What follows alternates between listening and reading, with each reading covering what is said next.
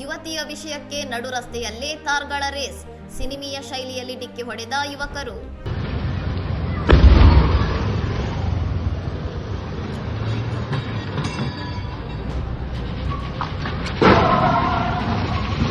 ಹೈದರಾಬಾದ್ನ ಜನದಟ್ಟಣೆಯ ಪಟಮಾಟ ಹೈಟೆನ್ಷನ್ 100 ಅಡಿ ರಸ್ತೆಯಲ್ಲಿ ಮೇ 22ರ ಶುಕ್ರವಾರ ಮುಂಜಾನೆ ತಾರ್ಗಳ ನಡುವೆ ಸಿನಿಮೀಯ ಶೈಲಿಯ ಘರ್ಷಣೆ ನಡೆದಿದೆ. ರೋಹಿತ್ ಮತ್ತು ಓಂ ಎಂದು ಗುರುತಿಸಲಾದ ಇಬ್ಬರು ಯುವಕರ ನಡುವೆ ಯುವತಿಯ ವಿಷಯಕ್ಕೆ ಸಂಬಂಧಿಸಿದಂತೆ ನಡೆದ ವಾಗ್ವಾದವು ಭೀಕರ ರಸ್ತೆ ಜಗಳಕ್ಕೆ ಕಾರಣವಾಗಿದೆ. ಇಬ್ಬರು ಯುವಕರು ರಸ್ತೆಯ ಮಧ್ಯದಲ್ಲೇ ತಮ್ಮ ತಾರ್ಗಳು ಪರಸ್ಪರ ಬೆನ್ನಟ್ಟಿ ಅತ್ಯಂತ ವೇಗವಾಗಿ ಒಂದಕ್ಕೊಂದು ಡಿಕ್ಕಿ ಹೊಡೆಸಿಕೊಂಡಿದ್ದಾರೆ.